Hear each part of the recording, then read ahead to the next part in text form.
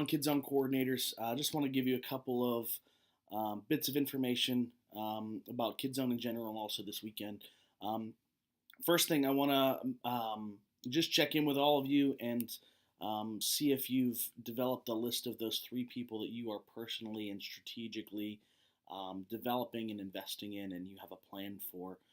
We talked about several steps, so you kind of want to identify a goal for each one of the people that you're developing, um, identify where they are right now, and really establish a process of what does it need to take to get them from where they are all the way to reach the goal. Set some sort of timeline for what you're hoping to do. Um, Develop the process and develop your initial steps, kind of tracking it step by step by step to get them to that point. I talked last week about how we did that with Josh Nushler, and this week he's starting to lead his own small group. So he's been involved. Really sharp kid, very mature for his age, doing really well with the kids. So he's jumping in this week and leading his own group. And in doing that, it allows Sean, who was training him, to move on and help to train somebody else. So we want to be thinking about that. Some things that you can develop them in is leading a small group. Maybe it's somebody that hasn't reached their potential. Maybe it's a new leader that we want to get involved, or maybe it's even working with somebody on stage presentation and helping them to grow and develop in that. So think about that. I'd like for each one of us to have three main people that we're working on to develop and help them to get better and to really increase their capacity and leadership within the children's ministry. So, also want to talk about this weekend. This weekend is a very unique weekend in that the majority of our teenagers will be involved with the youth retreat that's called Weekend. And it changes the dynamics of what we're able to do. Since we rely on a lot of our teenagers for small group leaders as well as stage presentation, we have to make some adjustments. So I have my list of who all is going to be here. Saturday is going to be pretty tight. It's basically going to be me and Sarah, Patrick, Pam, Casey, and Sean. So we do have the ability to do worship with Sean being there. If we do any type of small groups, it's going to really have to be modified.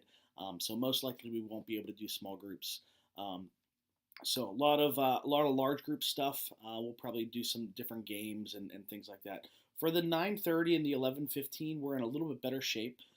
So it's great to have Sean actually there for all three services. So he gives us some energy. He'll be the young guy, but he can also lead worship. So I think in every service we'll be able to pull off worship. 9:30 service, we got Jim, Corey, and Melissa all there. I mentioned Sean. Then Hannah is going to be there. Audrey, Sydney, Mark, Katie, and Aaron Baker. So we have a pretty solid team. We'll have to kind of just evaluate whether or not we're able to run small groups. I think that we probably will be able to, but we have to have at least three leaders on each side. Kind of looking at it, we have Sean, Hannah, and Mark that can all lead boys groups, and we have Audrey, Sydney, Katie, and Aaron who can lead the girls group. So I think we'll be in good shape. We might be able to run things as normal as possible. 11:15 service, it's going to be Sean, Allison, Keith, Mary, who does special needs.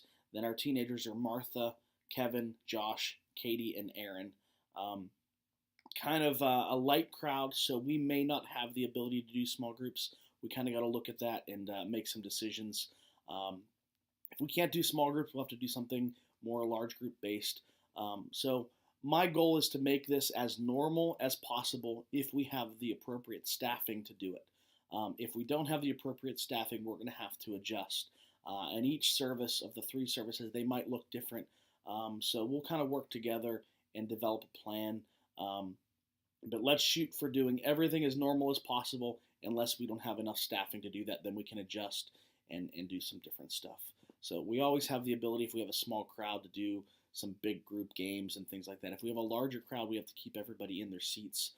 Typically, Saturday might have some flexibility, but the Sunday services are larger, and we probably have to keep the kids in their seats. We can't run around and play four corners or things like that. So keep that in mind, and we'll work out some potential options of how we can do that.